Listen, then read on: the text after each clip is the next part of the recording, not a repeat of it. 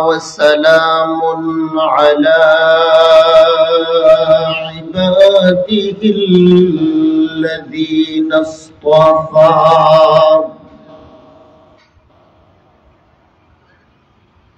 أما بعد فأعوذ بالله من الشيطان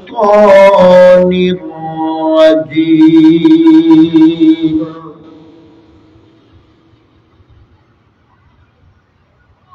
بسم الله الرحمن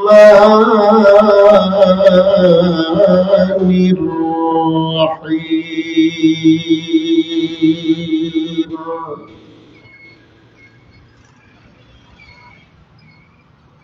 من كان يريد العاجلة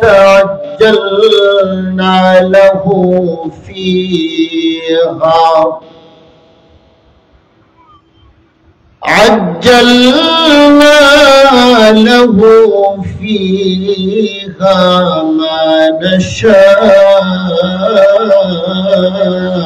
لمن نريد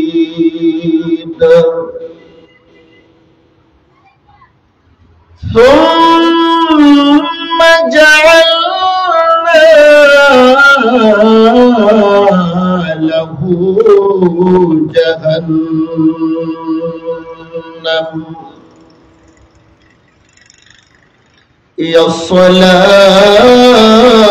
يصلاها مذموما مدحورا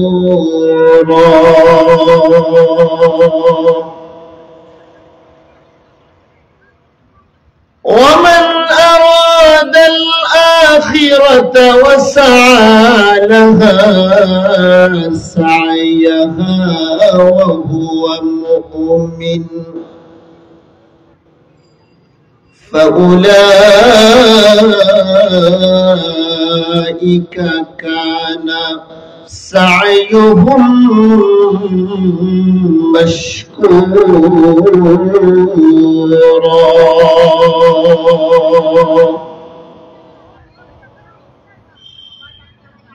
وقال رسول الله صلى الله عليه وسلم حب الدنيا رأس كل خطيئة صلى الله على سيدنا ومولانا محمد وعلى آله صلى الله على سيدنا ومولانا محمد وعلى آله وأصحابه وسلم لا إله إلا الله আমার দিকে যে মনিটর দুইটা আমার দিকে যে দুইটা মনিটর ওটা সামান্য ভলিউম বাড়ায় দিও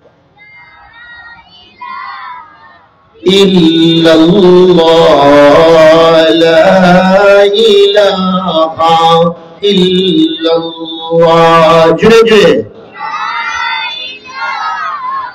إلا الله لا إله إلا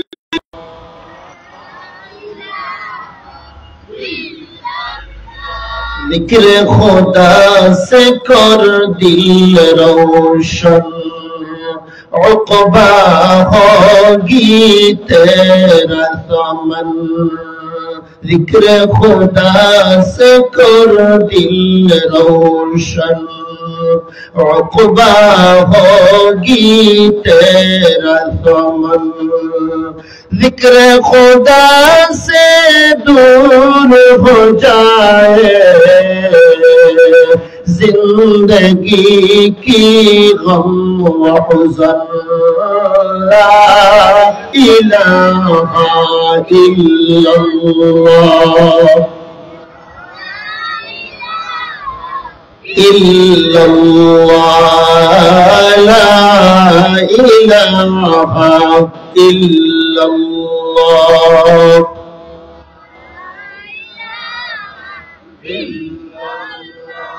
जुरे जुरे ला इलाहा इल्लल्लाह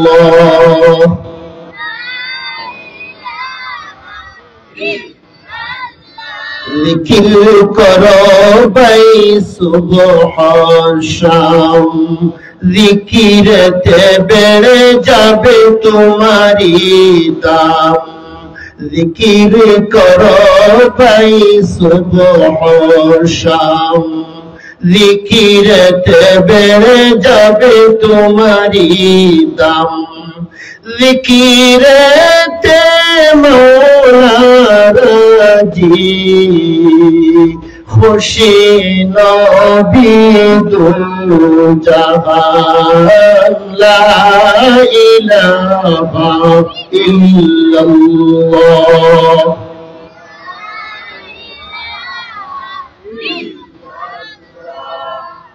ला इलाहा इल्लल्लाह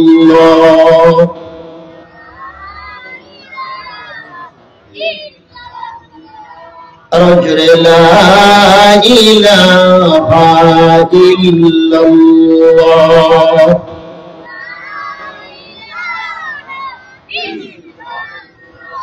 ला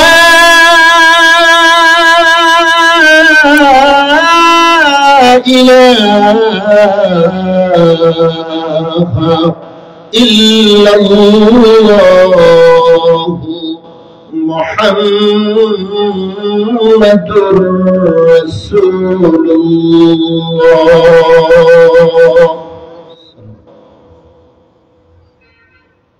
টুকেরগাঁও কেন্দ্রীয় জামিয়া মসজিদের উদ্যোগে আয়োজিত অনুষ্ঠিত আজকের এই রহমতি বরকতি মহতি তাফসীরুল কোরআন মাহফিলের চলমান অধিবেশনে মঞ্চে উপবিষ্ট অত্যন্ত শ্রদ্ধাভাজন সভাপতি সাহেব, উপস্থিত জাতির রাহবার, মুআজ্জাজ মুকাররম হযরত উলামায়ে কেরাম, এলাকার মুরব্বিয়ান, যুবক ভাইরা, বাড়ি ঘরে বসে বসে পর্দার আড়াল থেকে শ্রবণরত সম্মানিতা মা ও বোনেরা, মহান আল্লাহ পাকের দরবারে আলী শানে লক্ষ কোটি শুকরিয়া আদায় করছি যে মহান প্রভু অত্যন্ত দয়া করে মেহেরবানি করে আমাদের মতো কয়েক নগণ্য বান্দাদেরকে এই সুন্দর পরিবেশে টুকেরগাঁও কেন্দ্রীয় মসজিদের ডাকে সাড়া দিয়ে পিন্ডালের নিচে জান্নাতি পরিবেশে জান্নাতি বাগানে আসার বসার তৌফিক দান করেছেন। রব্বে করিমের দরবারে শুকরিয়া আদায় করার জন্য অন্তরের গভীর থেকে শ্রদ্ধা জড়িত কণ্ঠে উঁচু আওয়াজে কালিমাতু শুকর আদায় করি। সকলে বলিষ্ঠ আওয়াজে পড়ি আলহামদুলিল্লাহ। মুহতারাম হাজিরিন, আমরা সকলেই মুসলমান। আল্লাহ আমাদেরকে মুসলমানের কুলে জন্মদান করেছেন। মুসলমান হিসাবে এই দুনিয়ার জীবনে আমাদেরকে নিজের ইচ্ছা স্বাধীন চললে হবে না, আমাদেরকে আল্লাহ এবং তার রাসূলের আদর্শের আওতাধীন চলতে হবে। আমার ভাইরা, গরু, ছাগল, মহিষ, গাধা এগুলো মনে যেভাবে চায় সেইভাবে চলে, কারণ আখিরাতে তাদের কোনো হিসাব নাই। কিন্তু আমাদের জিন্দেগির হিসাব আছে না নাই? আরো জোরে বলেন, আছে। এজন্য দুনিয়ার জীবনে আমাদেরকে এলোমেলো চলার কোনো সুযোগ নাই, নিজের ইচ্ছাধীন চলার কোনো সুযোগ নাই। আমাদেরকে চলতে হবে আল্লাহর হুকুম এবং তার নবীর তরিকা মতো। কথা বলেন ঠিক না ঠিক? আল্লাহ রাব্বুল আলামিন আমাদেরকে নির্ধারিত একটি হায়াত দিয়েছেন, নির্ধারিত একটি হায়াতে জিন্দেগি আমাদেরকে দিয়েছেন। এই হায়াতে জিন্দেগির প্রতিটি মুহূর্ত, প্রতিটি সেকেন্ড স্বর্ণের চাইতেও আরো দামি। ঠিক কিনা বলেন? আমার ভাইরা, স্বর্ণ যদি কেউ হারাইয়া লায়, কথা বুঝবেন, গভীরে যাইয়া চিন্তা করবেন। কাহারো হাত থেকে যদি এক বড়ি সোনা পড়ে যায়, বাজারে যাইয়া আরেক বড়ি সোনা কিনতে পারবে। কথা বলেন? কিন্তু আপনার আমার জিন্দেগির থেকে যে একটা সেকেন্ড অতীতে চলে গেছে, আমার ভাইরা, কোটি টাকার নয়, বিলিয়ন বিলিয়ন ডলার খরচ করার পরেও একটা সেকেন্ড আপনি ফিরে পাবেন না। আমার ভাই ও বন্ধুরা, তাহলে বুঝে থাকলে বলুন তো দেখি, আমার ভাইরা, স্বর্ণের চাইতে শুধু নয়, যত মূল্যবান মণি মুক্তা হতে পারে সব কিছুর চাইতে দামি হইল আমাদের জিন্দগির এক একটি সেকেন্ড, এক একটি মিনিট। কথা বলতে হবে ঠিক কিনা? এজন্য হেলায় ধুলায় অবহেলায় আমার জীবনের মুহূর্তগুলো ব্যয় করার কোনো সুযোগ নাই। আমার ভাইরা, জীবনের প্রত্যেকটা মুহূর্তকে কাজে লাগাইতে হবে, কারণ কিয়ামতের ময়দানে আমার জীবনের হিসাব আল্লাহর কাঠগড়ায় দাঁড়াইয়া পুঙ্খানুপুঙ্খভাবে দিতে হবে। কথা বলেন ঠিক না ঠিক? আমি আপনাদের সামনে মহাগ্রন্থ আল কোরআন থেকে এখানে আয়াতে কারিমা তেলাওয়াত করেছি। আল্লাহ রাব্বুল আলামিন এই আয়াতের মধ্যে দুনিয়া সম্পর্কেও আলোচনা করেছেন, আখিরাত সম্পর্কেও আলোচনা করেছেন। সুবহানাল্লাহ বলেন। তাহলে আসুন লক্ষ্য করে দেখি আল্লাহ তেলাওয়াত করা আয়াতে কি বলতেছেন। আল্লাহ বলেন, মান কানা ইউরিদুল আজিলাতা আজ্জালনা লাহু ফিহা মা নাশাউ লিমান ইউরিদ। আল্লাহ রাব্বুল আলামিন বলেন, যারা দুনিয়া কামাই করাকে তার জিন্দেগির মকসদ বানাইবে, আল্লাহ বলেন আমি তাকে যতটুকু চাইব ততটুকু দুনিয়া দিব। সে দুনিয়া কামাই করা জিন্দেগির মকসুদ বানানোর পরেও একটা টাকাও বেশি কামাই করতে পারবে না। এটাই কার সিদ্ধান্ত? আরো জোরে বলেন। আমাকে আপনাকে সকলকে বানানোর আগে আল্লাহ আমাদের ভাগ্যে নির্ধারণ কইরা দিবেন কি পর্যন্ত কি পর্যন্ত সুখে থাকবা, কি পর্যন্ত দুঃখে থাকবা, তোমার জীবনে অ্যাক্সিডেন্ট কয়টি, তোমার জীবনে সুখ প্রাপ্তি কেমন হবে, কিছুর চুলচেরা বিশ্লেষণ আমার আপনার ভাগ্যের মধ্যে আছে না নাই? এই ভাগ্য থেকে চুল পরিমাণ আগেও যাইতে পারবা না, পিছনেও ব্যাক করতে পারবা না। এই সুযোগ কোন মাখলুকের হাতে আল্লাহ দেয় নাই। ভাগ্য কার হাতে রেখে দিছে? আরো জোরে বলেন। এজন্য আমার ভাইরা, এই কথার উপর ইয়াকিন ও বিশ্বাস রাখতে হবে যে আমাকে যে আল্লাহ বানাইছে, এই আল্লাহ আমার যে ভাগ্য নির্ধারণ করে দিছে, এই ভাগ্যের চাইতে একটা টাকাও আমি বেশি কামাই করতে পারবো না। এটাই চিরন্তন সত্য কথা। এজন্য দুনিয়া নিয়ে এত ব্যস্ত হওয়ার কোনো প্রয়োজন নাই। দুনিয়া মানুষের পিছনে পিছনে হাঁটবে, কারণ আল্লাহ আমাকে বানানোর আগে, আপনাকে বানানোর আগে আল্লাহ আমাদের রিজেকের বন্দোবস্ত করেছে। জোরে কোন ঠিক কিনা? রিজেক কি শুধু বাপ মাসে সীমাবদ্ধ না। রিজেক কারে কয়? রিজেক বলা হয় বান্দার জীবনে যখন যার প্রয়োজন, বান্দার জীবনে যখন যা প্রয়োজন তা দিয়ে দেওয়ার নাম হইল রিজেক। আমার জীবনে ভাতের দরকার, এটা রিজেক। আমার জীবনে তরি তরকারির দরকার, এটা রিজেক। আমার জীবনে কাপড় চুপড়ের দরকার, এটা রিজেক। আমার জীবনে সুখ শান্তির দরকার, এটাও রিজেক। আমার ভাই ও বন্ধুরা, বান্দার জীবনে যখন যার প্রয়োজন এগুলো বান্দারে দিয়ে দেওয়া, এটা হইল রিজেক।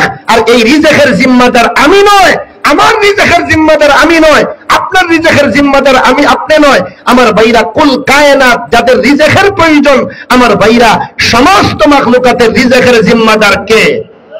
আরো জোরে বলেন। আল্লাহ বলেন, ওয়া মা মিন দাব্বাতিন ফিল আরদি ইল্লা আলাল্লাহি রিজকুহা। আল্লাহ রাব্বুল আলামিন বলেন, যত মাখলুকাতের রিজেকের প্রয়োজন সমস্ত মাখলুকাতের রিজেকের জিম্মাদার আল্লাহ। এজন্য রিজেক নিয়ে আমি টেনশন করব কেন? দায়িত্ব তো আল্লাহর। কথা বলেন।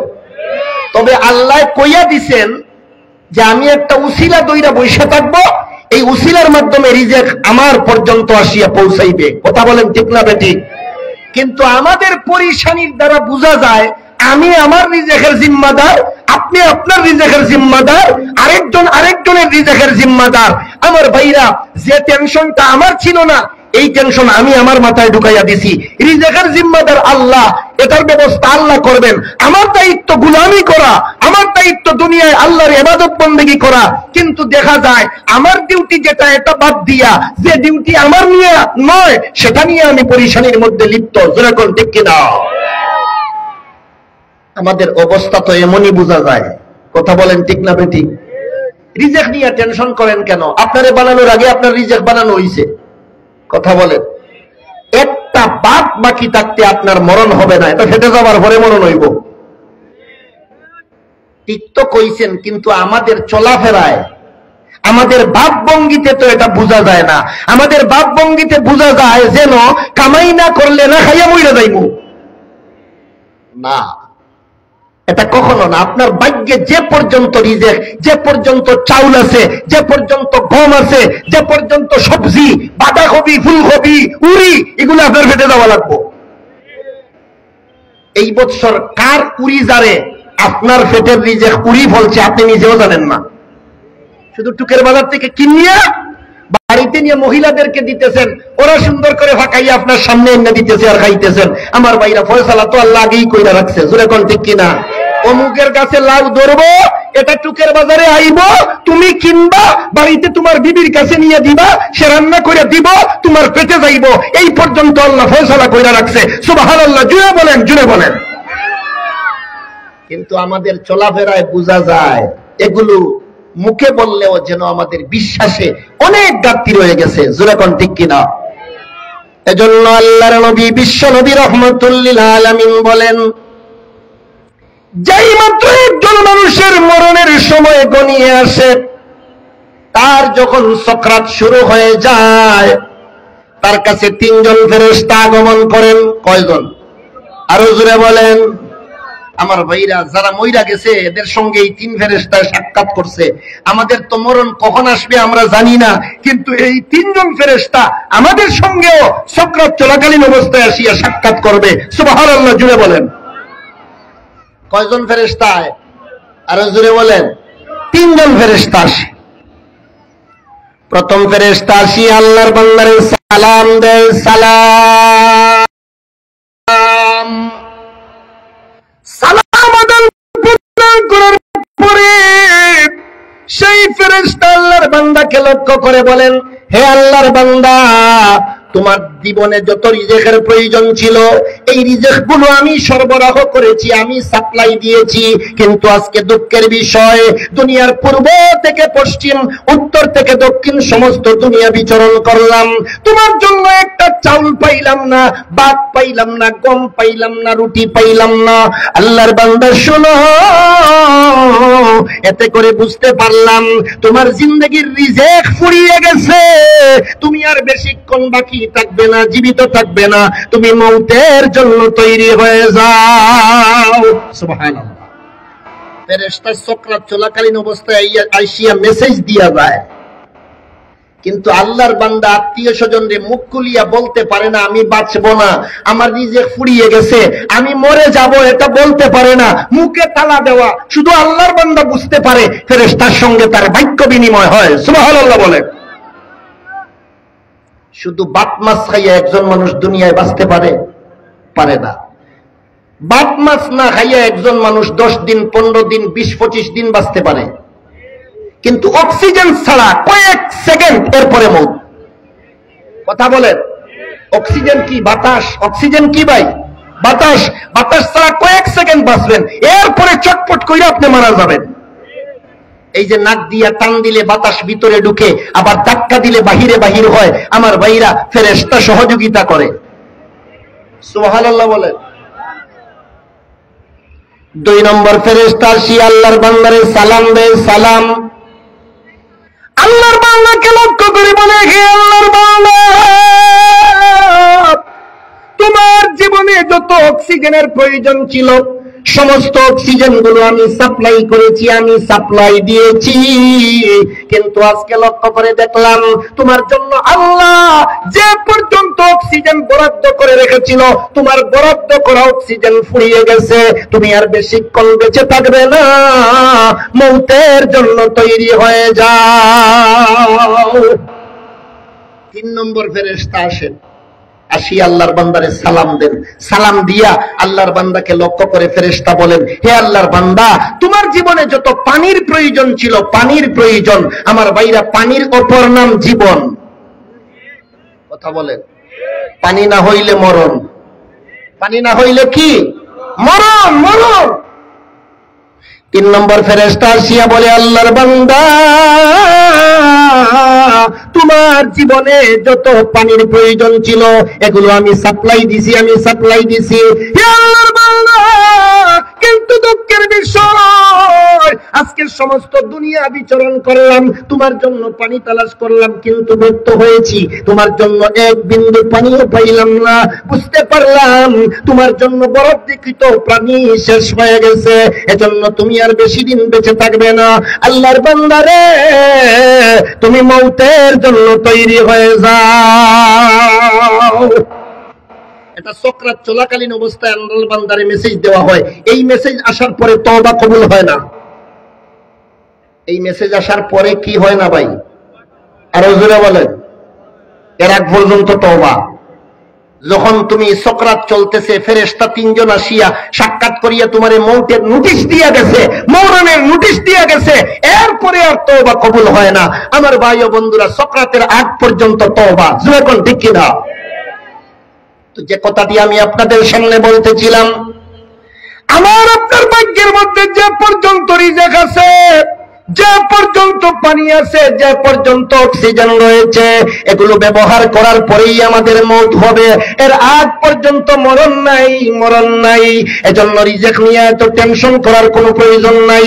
রিজিকের জিম্মাদার আল্লাহ, আমি আমার ডিউটি পালন করব, আল্লাহ জিম্মা নিয়ে নিছে, আমাদের রিজিকের ব্যবস্থা করবে। জোরে কোন ঠিক কিনা? আমি আমার দায়িত্ব পালন করি, আল্লাহ আল্লাহর দায়িত্ব পালন করবো। জোরে কোন ঠিক কিনা? যে বানাইছে তার উপরে দায়িত্ব আমার রিজিক দেওয়া। কেন আমারে বানাইলা? আমারে বানাইছো যখন রিজিক দাও। ঠিক কিনা বলেন? এটা তো বলার আগেই আল্লাহ নিয়ে নিছেন, নিজের উদ্যোগেই আল্লাহ আল্লাহর উপরে নিয়ে নিছেন, নিজ উদ্যোগেই আল্লাহ আল্লাহর উপরে এই জিম্মাদারি নিয়ে নিছেন। আমি বানাইছি, রিজিক আমি দিব, তোমারে যে কাজে বানাইছি তুমি সেই কাজ করো। ঠিক কিনা বলেন? কিন্তু যে কাজের জন্য আল্লাহ আমাদেরকে বানাইছে, লক্ষ্য করে দেখা যায় এই কাজের ক্ষেত্রে আমাদের যথেষ্ট গাফলতি। জোরে কোন ঠিক কিনা? নামাজের খবর নাই, রোজার খবর নাই, হালাল হারামের খবর নাই।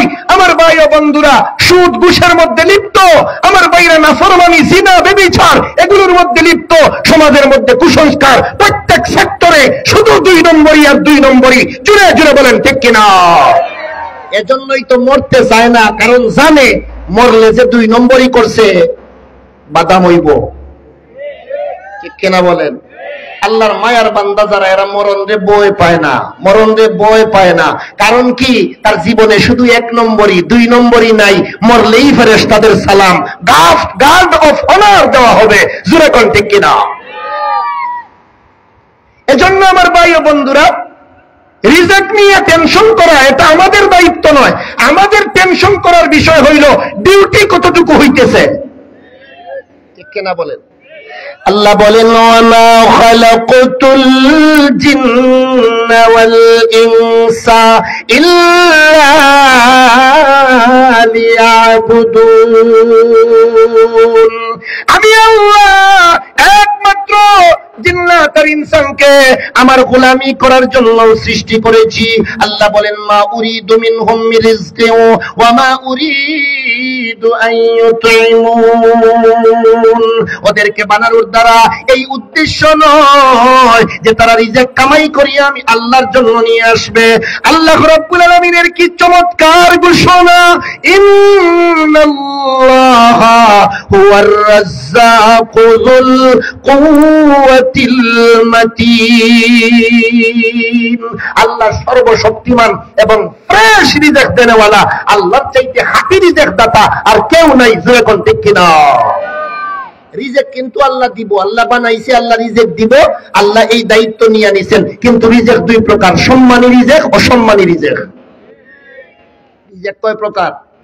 আরো জোরে বলেন। সম্মানী রিজিক, অসম্মানী রিজিক। জেলখানায়ও খানা দেওয়া হয়, শ্বশুর বাড়িও খানা দেওয়া হয়। জেলখানার খানা আর শ্বশুর বাড়ির খানা এক সমান।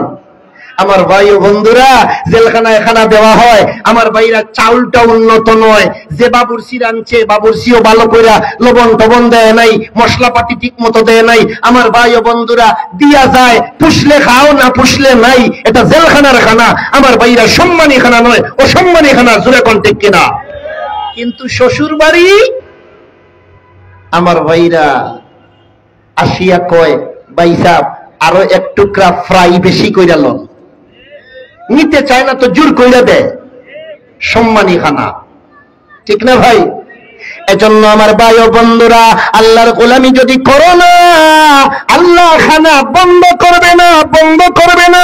খানা চলবে, কিন্তু সম্মানী খানা নয়, অসম্মানী খানা, অসম্মানী খানা।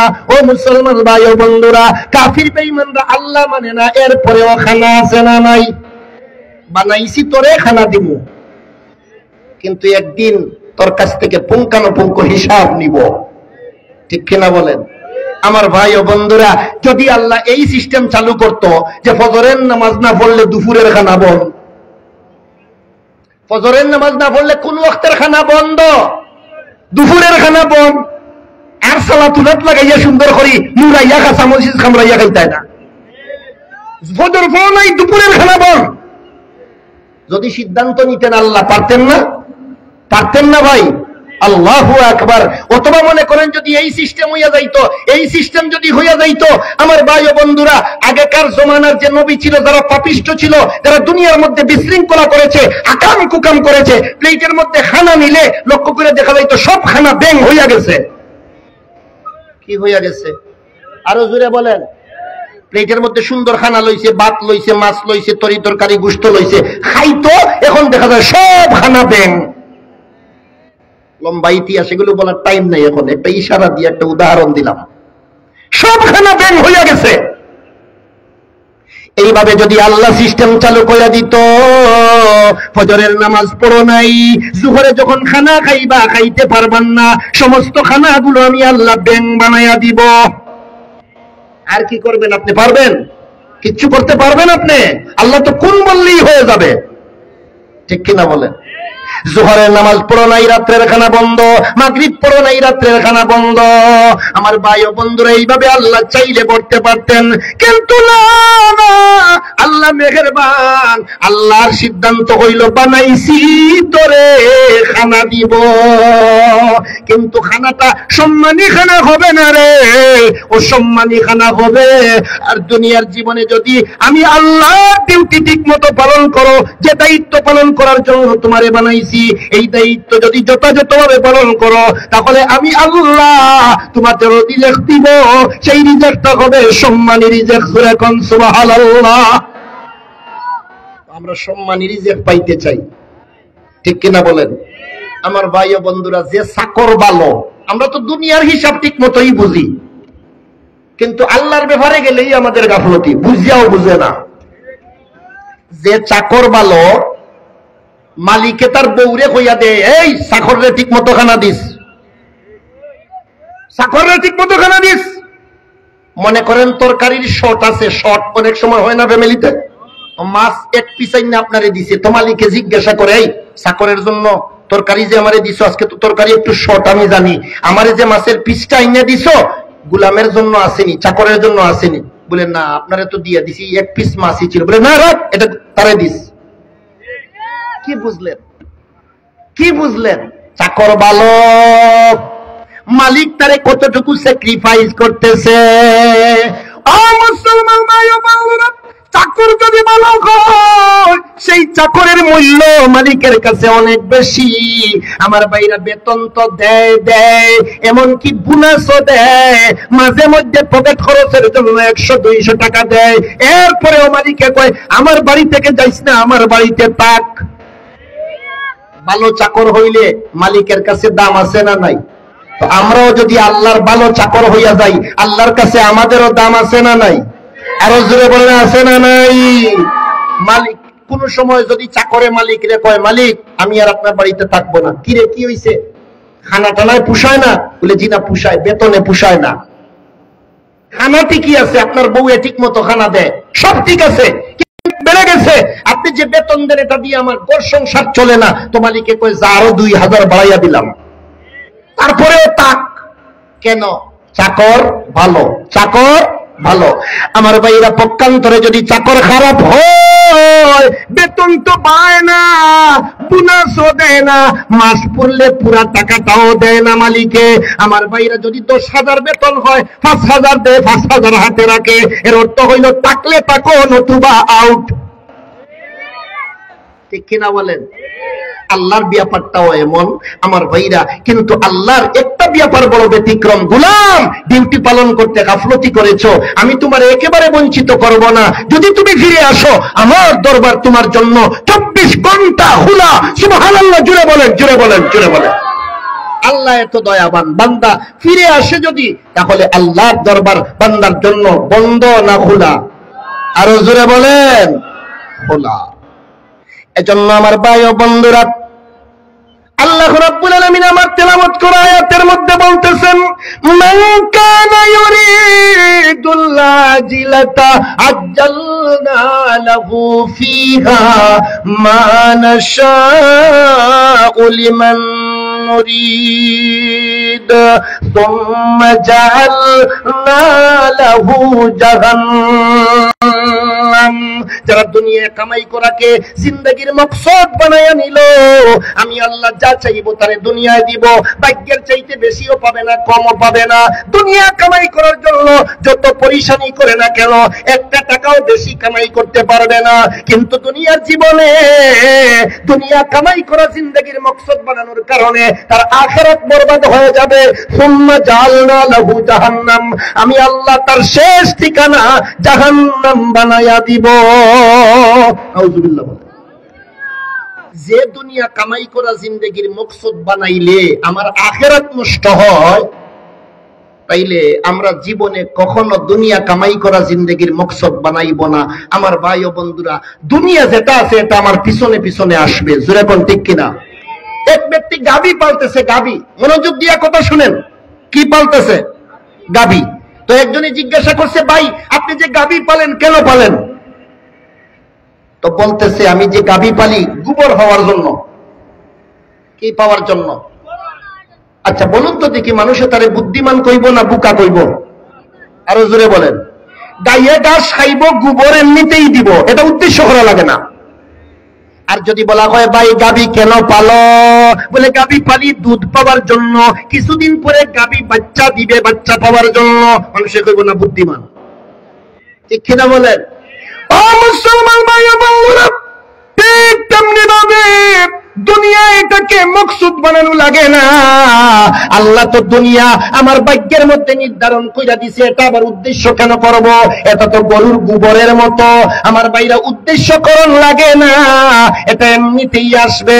আমার জীবনে আল্লাহ আমার জন্য যে পর্যন্ত রিজিক বরাদ্দ করেছে, এগুলো এমনিতেই আমার কাছে আসবে। এগুলো না খাওয়া পর্যন্ত আমার মরণ হবে না। তো এটারে মকসুদ বানাইয়া আমি আমার আখিরাত কেন ধ্বংস করব? এটা কখনো বুদ্ধিমানের কাজ নয়। ঠিক কিনা বলেন? তাহলে আমরা দুনিয়ার জীবনে কি কামাই করা মকসদ বানাইব? আল্লাহ পরবর্তী আয়াতের অংশের মধ্যে বলতেছেন, ومن كان يريد الآخرة وسعى لها سعيها وهو مؤمن فأولئك كان سعيهم مشكورا আল্লাহ রাব্বুল আলামিন বলেন, কিন্তু যে সকল বান্দা বান্দীরা দুনিয়ার জীবনে আখিরাত কামাই করার জিন্দেগীর মকসদ বানাইবে এবং আখিরাত কামাই করার জন্য চেষ্টা করবে, ওয়াসালাহা সায়াহা, আখিরাত কামাই করার জন্য চেষ্টা করবে, ওয়া হুয়া মুমিন, এমত অবস্থায় যে সে ঈমানদার, আল্লাহ বলেন ফাউলাইকা কানা সায়ুহুম মাশকুরা, আমি আল্লাহ তাদের সেই চেষ্টাগুলোর কদর করব। সুবহানাল্লাহ বলেন। দুনিয়া কামাই করা জিন্দেগীর মকসদ বানাইবা, আখিরাত বরবাদ হইব, আর দুনিয়াতে এক টাকাও বেশি পাইতা না। কিন্তু আখিরাত যদি কামাই করা জিন্দেগীর মকসদ বানাও, আল্লাহ বলেন এই আখিরাত কামাই করার জন্য যা চেষ্টা করবা, আখিরাত কামাই করার চেষ্টা অর্থ কি ভাই? আখিরাত কামাই করার চেষ্টা অর্থটা কি? আখিরাত কামাই করার চেষ্টা অর্থ হইল নামাজ পড়া, এটা আখিরাত কামাই করার চেষ্টা। রোজা রাখা আখিরাত কামাই করার চেষ্টা। সৎ পথে চলা আখিরাত কামাই করার চেষ্টা। হারাম থেকে বেঁচে থাকা আখিরাত কামাই করার চেষ্টা। আমার ভাইরা, নবীর তরিকা মতো চলা, আল্লাহর হুকুম মানা, এগুলো হইল আখিরাত পাবার জন্য চেষ্টা। এই চেষ্টাগুলো যদি আপনি করেন, আল্লাহ বলতেছেন আমি তোমাদের সেই চেষ্টাকে বিফলে যাইতে দিব না, আমি আল্লাহ কদর করব। মুফাসসিরিনে কেরাম আয়াতের ব্যাখ্যার মধ্যে বর্ণনা করেন আল্লাহ কিভাবে কদর করবে, কিভাবে কদর করবে। আমার ভাইরা, এর উত্তরে মুফাসসিরিনে কেরাম বললেন আল্লাহ তাদেরকে জান্নাত দিবে, জান্নাতের ভিতরে নাজ নিয়ামত দিবে, আল্লাহ স্বয়ং নিজে জান্নাতের ভিতরে তাদেরকে দেখা দিবে। চিৎকার করে বলুন আল্লাহু আকবার। আল্লাহর সঙ্গে দেখা করার দরকার আছে না নাই? আরো জোরে বলেন। নামাজে দাঁড়াইয়া আল্লাহর প্রশংসা করি, আল্লাহ দেখি না। রুকুর মধ্যে যাইয়া বলি সুবহান রাব্বিয়াল আযীম, রব্বে আযীম রে আমি দেখি না। সিজদার মধ্যে যাইয়া বলি সুবহান রাব্বিয়াল আলা, রব্বে আলার তাসবিহ পড়ি, কিন্তু রব্বে আলাকে তো আমি দেখি না। আমার ভাই ও বন্ধুরা, তুমি যদি দুনিয়ার জীবনে নামাজের মাধ্যমে তুমি যদি আখিরাত কামাই করার চেষ্টা করো, সেই রব্বে আলা, সেই রব্বে আযীম তোমাকে জান্নাতের ভিতরে দেখা দিবে। এজন্য আমার ভাই ও বন্ধুরা, আমাদেরকে ফিকির রাখতে হবে আমার আখিরাত কি পর্যন্ত কামাই হইল। কথা বলেন ঠিক কিনা? এই চিন্তাটা যদি মাথায় ঢুকে যায় যে আমার আখিরাত কি পর্যন্ত কামাই হইল, দুনিয়া নিয়ে আমরা যতটুকু ব্যস্ত, আখিরাত নিয়ে এর 10 ভাগও আমরা ব্যস্ত না। কথা বলেন। কিন্তু দুনিয়া যে ছাড়িয়ে যাওয়ার লাগবো, এই ব্যাপারে কাহারও দ্বিমত আছে? মরতে যে হইব, এই ব্যাপারে কাহারও কোনো দ্বিমত আসেনি? আরো জোরে কোন দ্বিমত আসেনি? আমার ভাইরা, এটা সবাই বিশ্বাস করে। মুসলমানে তো বিশ্বাস করেই, হিন্দু বৌদ্ধ খ্রিস্টান যে ধর্মের অনুসারী হোক না কেন, এটা বিশ্বাস করে যে আমারে মরতে হবে। আমার দাদা ছিল, দাদা নাই, বাবা ছিল, বাবা নাই, আমিও থাকবো না, মরতে হবে, আল্লাহর মুখোমুখি দাঁড়াইতে হবে, গোটা জীবনের হিসাব দিতে হবে। এই কথাটা মুখে স্বীকার করে, কিন্তু তার আমলে বোঝা যায় সে যেন মরবেই না, আবাদুল আবাদ যেন দুনিয়ায় থেকে যাবে, আমলে বোঝা যায়। কথা বলেন ঠিক কিনা? কিন্তু থাকতে পারবে না, মরতেই হবে, কবরে যেতেই হবে, আল্লাহর কাঠগড়ায় দাঁড়াইতে হবে, এটাই চূড়ান্ত সত্য কথা। যেরকম ঠিক কিনা? তাইলে যেটা মুখে কই সেটা আমলে বাস্তবায়ন করার দরকার আছে না নাই? এজন্য মাথায় ফিকির ঢুকাও, আখিরাত কি পর্যন্ত কামাই হইল। আখিরাত কামাই করার জন্য আল্লাহর ওলিয়া উলিয়া যারা ছিল, তারা কি পর্যন্ত পরিশানি করছে। মালিক ইবনে দিনার রহমতুল্লাহ আলাইহির একটা কথা মনে হইছে মাথায়, কইব? শুনবেন আপনারা? মালিক ইবনে দিনার রহমতুল্লাহ আলাইহি একবার রাস্তা দিয়ে হাঁটতেছেন। আমার ভাইরা, চমৎকার সুন্দর কথা, আমাদের জন্য শিক্ষণীয় কথা। তাদের মধ্যে কি পর্যন্ত ফিকির ছিল। আল্লাহর ওলি মালিক ইবনে দিনার রহমতুল্লাহ আলাইহি রাস্তা দিয়ে যাইতেছেন। কিছু দূর যাওয়ার পরে লক্ষ্য করে দেখলেন একটি কবরস্থান। কবরস্থান আছে না নাই? আমাদের এলাকায় কবরস্থান আছে না? মুর্দা দাফন করা হয়। মালিক ইবনে দিনার রহমতুল্লাহ আলাইহি সেই কবরস্থানের পাশ দিয়ে যাইতেছেন। আমার ভাইরা, হঠাৎ করে লক্ষ্য করে দেখেন একটা পুরাতন কবর দেখা যায়। অনেক পুরাতন কবর দেখবেন যে বাঁশ দেওয়া হয় উপরে, এটা ফসিয়া গেলে তো গর্ত হইয়া যায়। পুরান খবরগুলো গর্ত দেখা যায় না? গর্ত লক্ষ্য করে দেখেন মালিক ইবনে দিনার রহমতুল্লাহ আলাইহি সেই পুরাতন গর্ত বিশিষ্ট কবরের মধ্যে দুইজন মানুষ, আসলে মানুষ না, মানুষ বেশি ফেরেশতা। সুবহানাল্লাহ বলেন, আরো জোরে সুবহানাল্লাহ বলেন। আল্লাহর ওলি মালিক ইবনে দিনার রহমতুল্লাহ আলাইহি শান্ত মনে তাদের কাছে গেলেন। আমরা হইলেই তো ভাই চিল্লা পাল্লা শুরু করে দিতাম, আর মিডিয়া ডাক দিতাম, তাড়াতাড়ি আও, ফটো তুলো, ভাইরাল করো, ঠিক কিনা বলেন? মালিক ইবনে দিনার রহমতুল্লাহ আলাইহি কাউরে ডাকাডাকি করলেন না, নিরিবিলি আমার ভাইরা ওই কবরের পাশে গেলেন। কবরের পাশে যাইয়া জিজ্ঞাসা করলেন, আপনারা কারা? বলে আমরা ফেরেশতা। সুবহানাল্লাহ বলেন। সাহেবে কশফ বুজুর্গ, আল্লাহর ওলি, আল্লাহর সঙ্গে কানেকশন আছে না নাই? আরো জোরে বলেন, আছে না নাই? এটাও কারামাতুল আউলিয়া হাক্কুনের আওতায়। আমার ভাইরা আল্লাহর ওলিদের কেরামত, এটাও সত্য। মালিক ইবনে দিনার রহমতুল্লাহ আলাইহি বলেন, আপনারা ফেরেশতা মানুষের বেশে এখানে বৈশা আপনারা কি করতেছেন? বলে এখানে বৈশা বৈশা আমরা জান্নাতি মানুষদের তালিকা তৈরি করতেছি। আরো আসতে বলেন সুবহানাল্লাহ। কেমন মানুষের তালিকা তৈরি হইতেছে?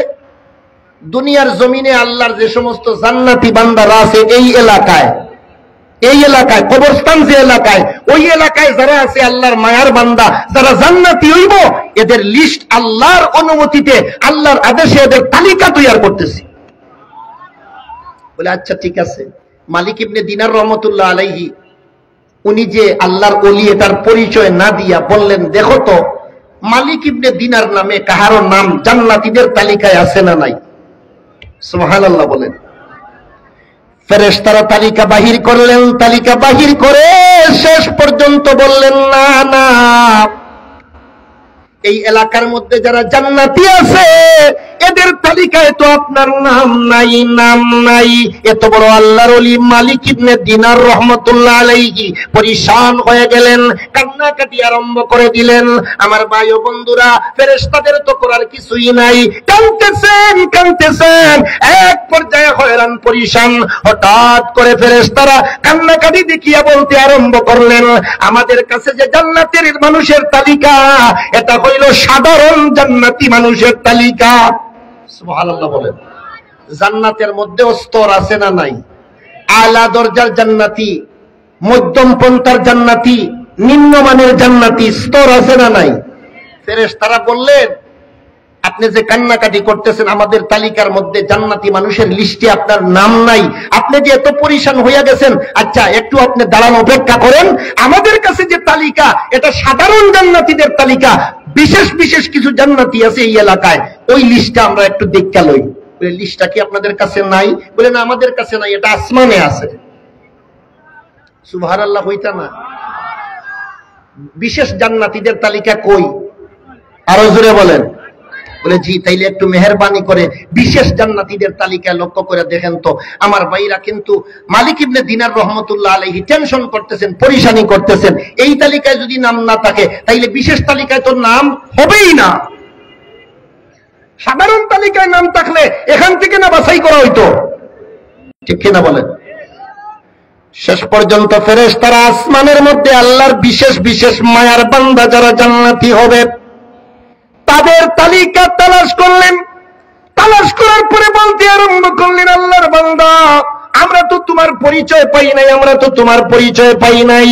শেষ পর্যন্ত যখন এই এলাকার মধ্যে আল্লাহর বড় বড় মায়ার বান্দা যারা স্পেশাল জান্নাতি হবে, লক্ষ্য করে দেখেছি আপনি মালিক ইবনে দিনারের নাম সবার উপরে। আল্লাহু আকবার, আল্লাহু আকবার। আমার ভাই ও বন্ধুরা, এজন্য আল্লাহর ওলিয়া উলিয়া যারা ছিলেন, আমার ভাইরা, তাদের মধ্যে কি পর্যন্ত পরিশানি ছিল। ওই একটু সময় দেখছেন সাধারণ জান্নাতীদের তালিকায় নাম নাই, হয়রান পরিশায় কান্দিয়া বেভান হয়ে গেছেন। আমার ভাই ও বন্ধুরা, আমি যে কথাটি আপনাদেরকে বলা উদ্দেশ্য, সেটা হইল আখিরাতের জন্য ফিকির করার দরকার। সূরা কোন ঠিক কিনা? খেলায় দুলায় সময় যা কাটিয়ে দিয়েছি, আমার ভাইরা, এইভাবে চললে হবে না। জীবন পাল্টাও, জীবন পাল্টাও, এটাই মিছিল বানাইতে হবে, এটাই স্লোগান বানাইতে হবে। জীবন পাল্টাও, জীবন পরিবর্তন করো। রাজি আছি তো ইনশাআল্লাহ? এজন্য আমার ভাই ও বন্ধুরা, দুনিয়ার জীবনে আমাদেরকে চলতে হবে এমন ভাবে, কিভাবে চলতে হবে? এমন ভাবে চলতে হবে যে আমার দ্বারা যাতে আল্লাহর হক নষ্ট না হয়, আমার দ্বারা যাতে মাখলুকাতের হক নষ্ট না হয়, আমার দ্বারা যাতে ইবাদত বন্দেগী বেশি বেশি হয়। আমার ভাইরা, এইভাবে যদি একজন মানুষ হিসাব নিকাশ করে করে তার জিন্দেগির মূল্যবান সময় ব্যয় করে, তাহলে আশা করা যায় সে আল্লাহর পিয়ারা মায়ার বান্দায় পরিণত হতে পারবে ইনশাআল্লাহ। তাইলে এইভাবে চলার দরকার আছে নি ভাই? আজকের আলোচনার সারমর্ম, দুনিয়া কামাই করা জিন্দেগির উদ্দেশ্য বানাইব না, আমাদের জিন্দেগির মকসদ হবে আখিরাত কামাই করা। জিন্দেগিতে আমার যার দরকার কে দিবে? আল্লাহ দিবে। কে দিবে? আল্লাহ যেন আমলের তৌফিক দান করে, আমিন বলেন। মসজিদের ওয়াজ, মাশাআল্লাহ। তো আমি আপনাদেরকে লক্ষ্য করে বলতে চাই, মসজিদের ওয়াজ যেহেতু 9টা 3 মিনিট হয়ে গেছে, সামান্য কিছু কালেকশন করব। সামান্য করতাম না, মাশাআল্লাহ কাজী সাহেব বলতেছেন করব না, তো আরো লোক আসলে হবে ইনশাআল্লাহ। তো আমি এখানেই শেষ করে দিলাম। এখান থেকে যাইতে হবে সুনামগঞ্জে, বহু দূরে একটা মাহফিলে। আল্লাহ তাআলা আজকের এই মাহফিলকে যেন, মাশাআল্লাহ, জি জি। তো আমি আপনাদেরকে যে জিনিসটা বলতেছি, আখিরাত আমাদের টার্গেট হবে। আখিরাত কি হবে ভাই? আমাদের টার্গেট হবে আখিরাত। একজন মানুষ তার আখিরাত যদি সফল হয়ে যায়, দুনিয়াতে সামান্য কষ্ট কইরাও যদি যায়, আমার ভাইরা আখিরাতের অনন্তকালের জীবন তার সুখের হয়ে যাবে। ঠিক কিনা বলেন? এজন্য দুনিয়ার ক্ষণস্থায়ী জীবন 60 থেকে নিয়ে 70 বছরের জীবন, আমার ভাইরা, এটা যদি একটু দুঃখ কষ্ট কইরাও চলে যায়, আখিরাতের জীবন যে জীবনের আরম্ভ আছে শেষ নাই, অনন্তকালের জীবনের জন্য আমরা প্রস্তুতি গ্রহণ করব। আমার ভাইরা, আল্লাহ যেন তৌফিক দান করে, আমিন বলেন। মুখতাসর একটা দোয়া হবে, সাল্লাল্লাহু আলা সাইয়্যিদিনা ওয়া মাওলানা মুহাম্মদ ওয়া আলা আলিহি ওয়া আসহাবিহি ওয়া সাল্লাম। আস্তাগফিরুল্লাহ ইন্নাল্লাহা গফুরুর রহিম। আল্লাহুম্মা আমিন। আলহামদুলিল্লাহিল্লাযী হাদানা লিহাযা ওয়া মা কুন্না লিনাহতাদিয়া লাওলা আন হাদানাল্লাহ। ربنا ظلمنا أنفسنا وإن لم تغفر لنا وترحمنا لنكونن من الخاسرين. ربنا اغفر لنا ولوالدينا رب ارحمهما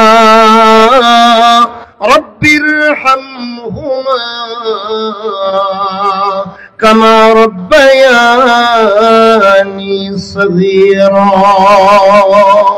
পরবর্তীকার মেহেরবানি করে আজকের এই তাফসীরুল কোরআন মাহফিল কবুল ও মঞ্জুর করে নাও। আল্লাহ টুকের গাঁও এই মসজিদ রে আল্লাহ মেহেরবানি করে টুকের গাঁও কেন্দ্রীয় জামে মসজিদকে কবুল ও মঞ্জুর করে নাও। এই এলাকা কবুল করে নাও, এলাকাবাসীরে কবুল করে নাও রব্বুল আলামিন।